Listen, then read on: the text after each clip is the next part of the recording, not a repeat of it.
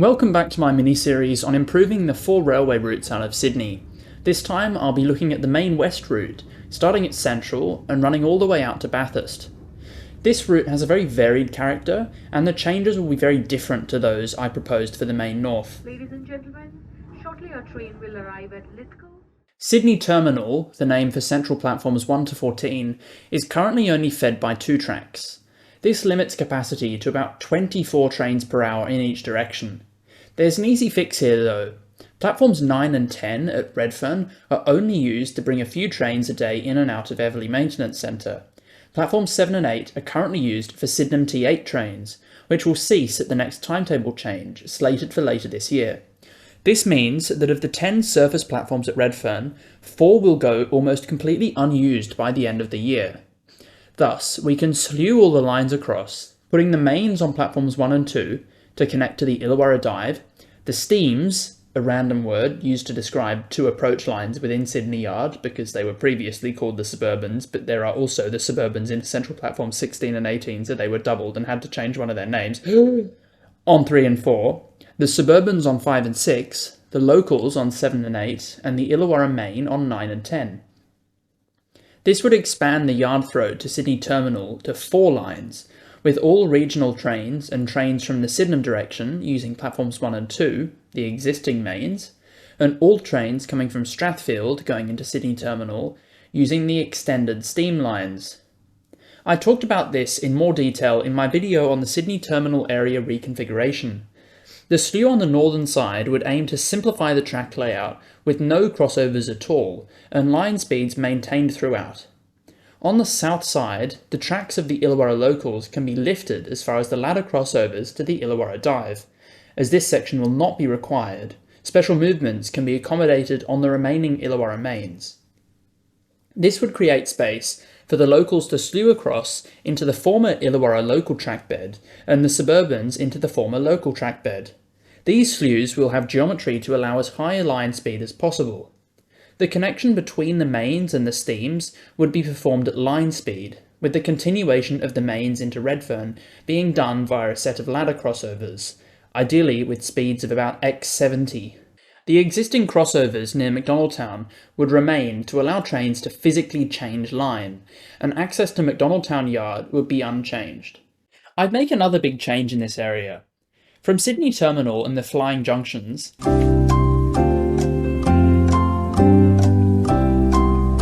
ETCS Level 2 cab signalling would extend the full length of the Locals to Homebush, and on the mains and Suburbans to at least Strathfield.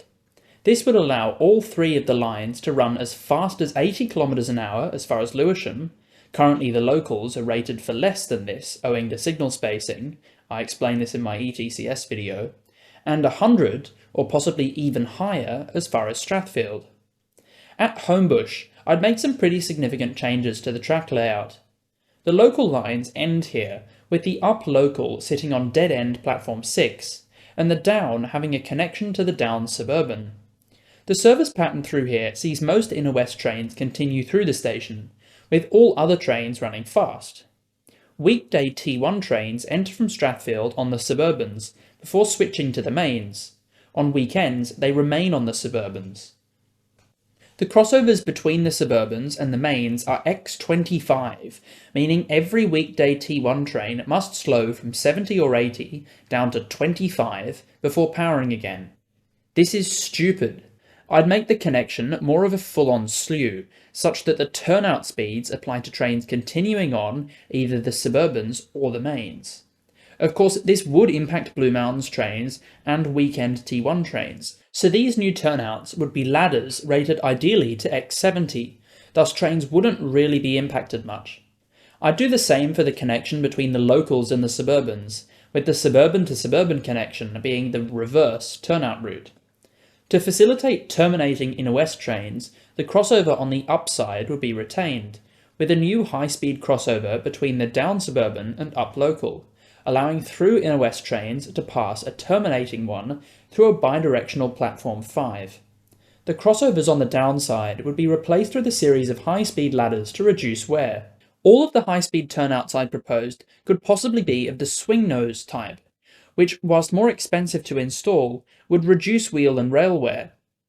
A set of ladders connects all lines to the Olympic Park line, but these are all X25 again, so I'd replace these with X40 ladders on the downside of Flemington to the mains, and at least X40s on the upside to the locals, allowing faster diverge speeds. These ladders also feed the maintenance centre. To enter the maintenance centre from the west, two simple crossovers are provided. I'd replace these for ladders to the mains only and increase their speeds to match that of the depot reception line at X40. Connection to the locals would be provided by a rebuilt ladder connecting to the Olympic Park line from the west, retaining the current X40. Even though the speeds remain the same here, the ladders drastically reduce rail wear and create a nicer ride, especially if swing nose crossings are used. More ladders could connect the actual Olympic Park line to the mains near Lidcombe. There's currently a stupidly low 45 km/h speed through Platform 4 at Lidcombe. With ETCS Level 2, this could be lifted to 80, the speed all the other lines are. The junction to the main south, to Regent's Park, could use yet another set of ladders, or possibly a swing nose diamond retaining the current layout. From this point as far as the Y-link, speed could be raised to 160 km/h if appropriate overhead line tensioning and cab signalling is applied. Access to the upyard, main train, and the maintenance centre at Auburn is already through X40 ladders, so I wouldn't really change that. There is currently a program underway to remodel the Clybourne area, as it's known, with the goal of increasing line speed. This will likely see the removal of the last remaining diamonds, some replaced possibly with ladders. On the downside of Granville, I replaced the X40 continuity of the suburban lines with X75s, to avoid slowing trains to Parramatta. The normal route of this junction is set to the Y-link, in the same layout I'd do at Homebush and Redfern, because more trains travel to Leppington than Parramatta. I wouldn't change the ladders that T5 trains use coming off the Y-link. I'd keep the few crossovers on the upside of Parramatta, as they don't interfere with much. On the downside of Parramatta, I'd try and squeeze a turnback siding between the up and down mains. Note here, the track names switch inexplicably, so what were the mains are now the suburbans and vice versa. I'd change these to remove this stupidity. This siding would allow Inner West trains to reverse outside of the platform, keeping both platforms 3 and 4 available for T5 trains. Currently, they sit in one platform, forcing T5 trains to use the other platform in both directions, which severely limits frequency and is one of the reasons T5 only runs 2 trains an hour. If there isn't enough space, a section of bidirectional running could be installed to the west of the station, allowing T5 trains to pass a reversing T2 train in both directions, but still granting access to both platforms at Parramatta. Obviously this wouldn't have quite as much benefit, but it's still freeing up a platform. A flyover now puts what I'd call the up suburban on the north side of the railway, such that we have, what I'd call, the up suburban, up main, and down suburban. A set of crossovers allows the trains to swap between the mains and suburbans just before Westmead, but these are X40 in the up direction and X50 in the down.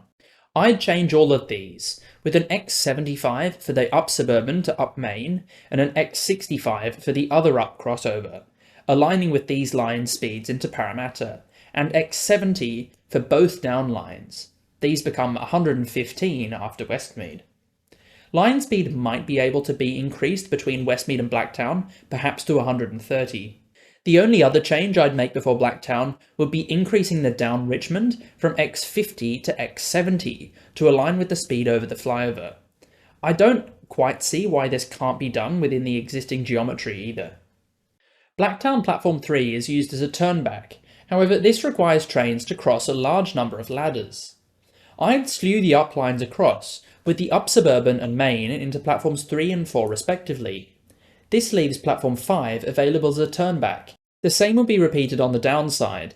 This would also allow suburban trains coming from the mains to cross to the suburbans to stop between here and St Mary's. Between here and Penrith, much of the line can be uprated to 160 km/h. At St Mary's, the track layout would be tidied, with ladders to the container yard. Quad track would be extended, eliminating the need for many of the crossovers. To minimise disruption to Warrington, the platforms can be shaved back, creating room for 4 tracks, the centre main lines not having platforms. This would avoid changing the car park or station structure too greatly. The platforms may need to be shifted east slightly to avoid trains stopping directly adjacent to the stairs. Kingswood, on the other hand, would likely need to be rebuilt, but to a similar design with platforms only on the suburbans. At Penrith, a flyover would take the down suburban to the northern side of the railway, feeding into platform 1, which would remain the turnback platform. Trains terminating at Emu Plains would be accommodated by new X90, yes, X90 ladders from the suburbans to the mains. The flyover would be sited on the refuge loops here, necessitating their removal, but given this is literally part of a quadruplication, the refuge loops wouldn't have been needed much anyway. Nothing would change on the downside of the station, and to access the up yard, a new X70 ladder would connect the up suburban to the up main. Access from the down main would be via another X70 to the flyover line. Since I wrote the script for this video, some things have changed. I've seen a linked document which details the medium-term vision for the Sydney Railway network. This includes, amongst other things, which could well be a video in itself, both plans to go ahead with the Redfern Slough and Main West quadruplication to Penrith. It also discusses loose proposals to build more passing loops over the Blue Mountains and full double track, I presume between Lithgow and Bathurst. In a similar arrangement to Parramatta, a nice wide turnback siding could be provided at Emu Plains, leaving the platforms clear when suburban trains reverse. Crew facilities could be provided in this section by either a protected foot crossing or between the two main lines themselves. We now start the climb up the Blue Mountains. This part of the route is borderline impossible to improve, short of an incalculably expensive base tunnel. I'm not even going to use my favourite magic ETCS silver bullet here. Line speed is a complete write-off. I would make some changes, however. Frequent crossovers, say at Glenbrook, Valley Heights, Springwood, Woodford and Leura, paired with new bidirectional signalling, would allow passenger trains to pass slow climbing or failed freight trains. Between Blaxland and Warramoo, refuge loops could also allow either freight trains to wait or express trains to pass local passenger trains. I'd extend both the turnback siding and the up refuge at Lawson to Bullaborough to create more full-length refuge loops. Jumping way out to the 10 tunnels, these are already bidirectional. I'd perhaps replace the current crossovers with higher speed ones, say X70. At Lithgow, we get into territory that can be drastically improved quite easily again. I'll electrify the entire corridor to Bathurst at 1500 volt DC and transfer it to Sydney Trains management, providing 2-hourly electric service. From just outside Lithgow to the end of the Marangaroo Tunnel, the line could be increased to 160 km an hour. The tunnel may require its trackbed to be lowered to accept electrification, and the northern section possibly dug out and straightened. Speaking of, some trackside structures may need to be set back and bridges either replaced, raised, or trackbeds lowered underneath to create more space for not only electric wires, but also the larger loading gauge of electric trains.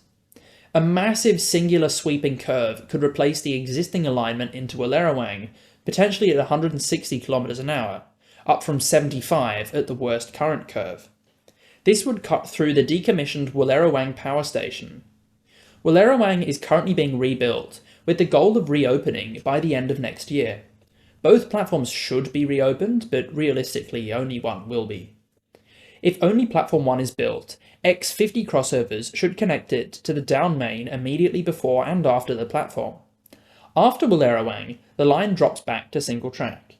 I'd duplicate this, it used to be double track after all, but only as far as the first major curve. I'd do something quite radical, build an entirely new double track line all the way to Bathurst. The current line through Rydal and Tarranar is a minefield of 60, 65 and 70 km an hour line speeds. It is useless as a main line. My line would sweep up to the Great Western Highway, following it on the south side all the way to Kelso. This would provide consistent 160 km an hour running, apart from the curves around Mount Lambie, which might be slightly less. The road might also need to be modified in places to accommodate level crossings and the like. The highway would be pushed north of Raglan to make space for the railway and a new station. It would then slide across an empty plot of land to cut into the existing line, at this point also double track again. I'd build another new station at Kelso, with buses running to the new station. Rebuilding the bridge over the Macquarie River would allow the restoration of the second line, and I'd restore Bathurst Platform 2 to operation.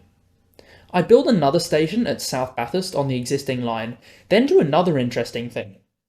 Mount Panorama can see nearly 50,000 racegoers in attendance on the busiest days. These arrive almost all by car. A new branch line and station here could allow 10-car intercity trains from Sydney to terminate here at a new 2-platform terminus, providing capacity to move a significant portion of these visitors. A station could be built adjacent to the Motor Racing Museum, with pedestrian paths and overpasses to the hotel, grandstands, and the chase and paddock campsites, with further out sites reachable by shuttle bus. To reach this station, the line would diverge from an upgraded double-track line from Bathurst around Ethelton Avenue, cutting a corner off what appears to be military land. It would run due west through the Chase campsite block before turning sharply north, possibly with sound barriers, although the noise of the cars probably outweighs flange squeal, so also possibly without, to the new station, which would have Spanish solution and exits at both ends. This would be the end of electrification. Electric intercity services could normally run every 2 hours from Mount Panorama, outside of race days, effectively operating as a park and ride, to Sydney, stopping at all stations to Lithgow, then only Katoomba, Blacktown, Parramatta, Strathfield and Central. This Super Express would be supplemented by an hourly Lithgow all to Wentworth Falls, then Hazelbrook, Springwood, Blaxland, Glenbrook, Penrith and into Sydney, and an hourly Katoomba all to Sydney. On peak, additional trains could run. Within Bathurst, little 2-car EMUs could run every 15 minutes between Mount Panorama and Raglan, and could be used to spur development. An end-to-end journey would take about 15 minutes, so 2 trains could be used, with one as a spare.